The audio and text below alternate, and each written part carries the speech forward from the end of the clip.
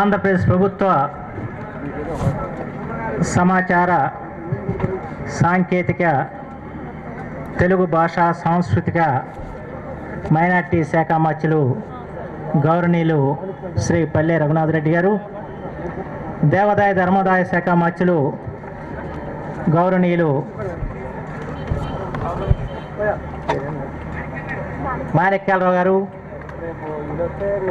మన హైకోర్టు న్యాయమూర్తి గౌరవనీయులు నూతి రామ్మోహన్ రావు గారు, వేదికను అలంకరించిన పెద్దలందరికీ, వేదిక ముందు ఆశీన పెద్దలకు, పాత్రికేయులకు, సోదర సోదరీమణులందరికీ కూడా నా హృదయపూర్వక నమస్కారాలు. నిజంగా ఈ నరసాపురంలో ఈ రోజున బాపు గారి విగ్రహావిష్కరణ కార్యక్రమంలో పాల్గొనడం అంటే జీవితంలో గొప్ప అదృష్టంగా భావిస్తున్నాను. అంతకంటే కూడా మళ్ళా తెలుగు జాతికి మంచి రోజులు వచ్చాయి అని చెప్పి మాత్రం నాకు ఒక ప్రగాఢమైన విశ్వాసం కలిగింది. ఎందుకంటే తెలుగువారికి, తెలుగు జాతిలో పుట్టిన మహోన్నత వ్యక్తుల్ని స్మరించుకోవటం కానివ్వండి, వారిని గౌరవించుకోవటం కానివ్వండి కొంచెం తక్కువనే చెప్పాలి. కానీ మళ్ళా ఇవాళ బాపు గారి విగ్రహావిష్కరణ ద్వారా నరసాపురం ప్రజలు మళ్ళా తెలుగు జాతికి ఒక స్ఫూర్తిని అందించారని చెప్పి మాత్రం నేను ఈ సందర్భంలో భావిస్తున్నాను. ఈ స్ఫూర్తికి వెనకాల ఉన్నవారు తానా వారు. ఇవాళ తానా అమెరికా నుంచి తెలుగు భాషకి, తెలుగు సాహిత్యానికి, తెలుగు జాతికి చేస్తున్న సేవ మాత్రం అనిర్వచనీయమైందని చెప్పి మాత్రం మనం చేస్తున్నాను. ఉద్యోగాల నిమిత్తం వారు అమెరికాకు వెళ్ళినప్పుడు కూడా స్వభాష సంస్కృతుల్ని మరవకుండా వారు ప్రతి ఏడాది మన మధ్యకు వచ్చి ఇక్కడ తెలుగు భాషను మీరు కాపాడుకోండి, తెలుగు సంస్కృతిని మీరు నిలుపుకోండి అని చెప్పని మన ఉద్బోధిస్తూ ఈరోజు ఈ నరసాపురంలో ఈ బాపు గారి విగ్రహం ఏర్పాటుకి ప్రధాన కారకులైన తానా వారికి మాత్రమే ముందుగా హృదయపూర్వక కృతజ్ఞతలు తెలియజేస్తున్నాను. అలాగే శాసనసభ్యులు బండారు మాధవ నాయుడు గారు, నిజంగా తన జన్మ చరితార్థమైందని చెప్పి నేను భావిస్తున్నాను. ఎందుకంటే ఈ నరసాపురం శాసనసభ్యుడు కావటం కాకుండా ఇలాంటి గొప్ప ఆలోచన చేసి ఇవాళ బాపు గారు ఇక్కడ జన్మించాడని చెప్పి ఇవాళ జాతికి తెలియజేసిన ఘనత కూడా మాధవ నాయుడు గారిది. అందుకు నేను ఆయన కూడా హృదయపూర్వకంగా అభినందిస్తూ, ఆరుద్ర గారు మాట కోనలం పదాలు రాశారు, కొంటె బొమ్మల బాపు కొన్ని తరములు సేపు అని. ఆ కొన్ని అన్నది ఆయన ఊరికి ప్రాస కొరకు పెట్టుకున్న మాట, కానీ తెలుగు జాతి ఉన్నంత వరకు ఉండే ఒకే ఒక్క వ్యక్తి బాపు అని చెప్పి మాత్రం మనం చేస్తున్నాం. ఎందుకంటే నాకు ఆలోచిస్తా ఉంటే ఇద్దరు మాత్రం తెలుగు జాతి ఎప్పుడు కూడా మర్చిపోతుంది. ఇద్దరు, ఒకరు అమర గాయకుడు ఘంటసాల గారు. ఘంటసాల గారి విగ్రహాన్ని మొట్టమొదటిగా ఎస్పి బాలసుబ్రహ్మణ్యం గారు హైదరాబాద్లో పెడితే, ఘంటసాల గారు వారి స్వగ్రామం దివ్యంలోని టేకుపల్లి నా నియోజకవర్గంలో ఉండటంతో రెండో విగ్రహం అక్కడ పెట్టడం జరిగింది. కానీ ఇవాళ ఊరు కూడా ఘంటసాల గారి విగ్రహాలు ఏర్పడుతున్నాయి.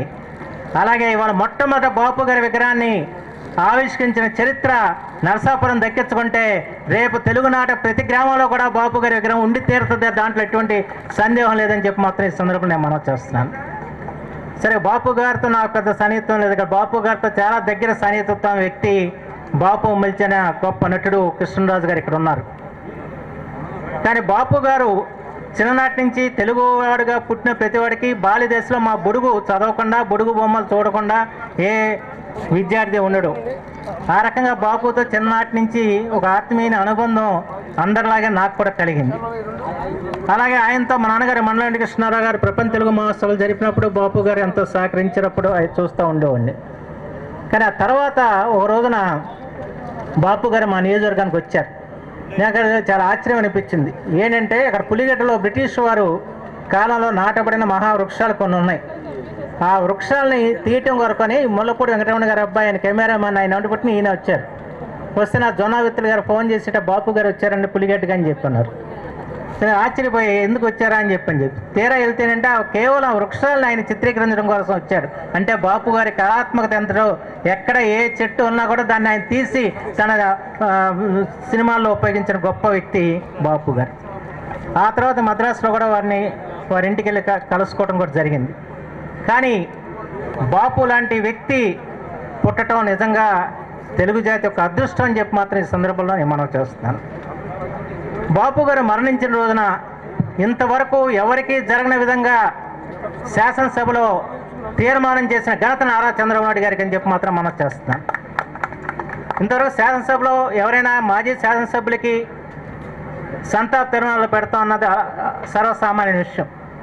కానీ ఒక ప్రసిద్ధమైన చిత్రకారుడికి ఇవాళ శాసనసభ తొలిసారిగా నివాళులు అర్పించింది అన్న విషయం కూడా ఈ సందర్భంలో గుర్తు చేస్తున్నాను. ఆ రోజున బాపు గారికి స్మృతి శాశ్వతంగా ఉండే విధంగా ముఖ్యమంత్రి చంద్రబాబు నాయుడు గారు కొన్ని ప్రకటనలు చేశారు.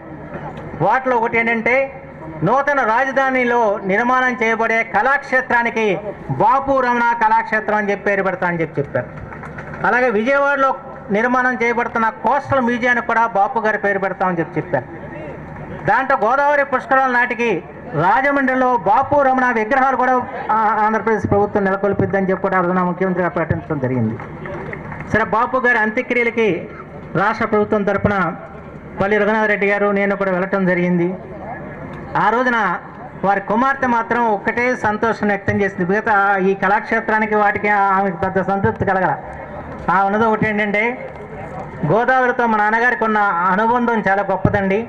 ఆ గోదావరి తీరాన మా నాన్నగారి విగ్రహం పెడతారని చెప్పి నేను ముఖ్యమంత్రి గారు ప్రకటించినందుకు మాత్రం ఆయన కృతజ్ఞతలు చెప్పండి అని చెప్పి వాళ్ళ అమ్మాయి చెప్పింది. రాజమండ్రి కంటే ముందే ఇవాళ నరసాపురంలో గోదావరి తీరంలో ఆయన జన్మించిన చోట ఈ విగ్రహాన్ని పెట్టి చరితార్థయ్యారు మీరందరూ కూడా అని చెప్పి మాత్రం ఈ సందర్భంలో మనవి చేస్తూ, ఈ రోజున రాష్ట్ర ప్రభుత్వం కూడా దీన్ని అధికారిక కార్యక్రమంగా నిర్వహించడం చాలా గొప్ప విశేషం అని చెప్పి మాత్రం మనవి చేస్తున్నాను.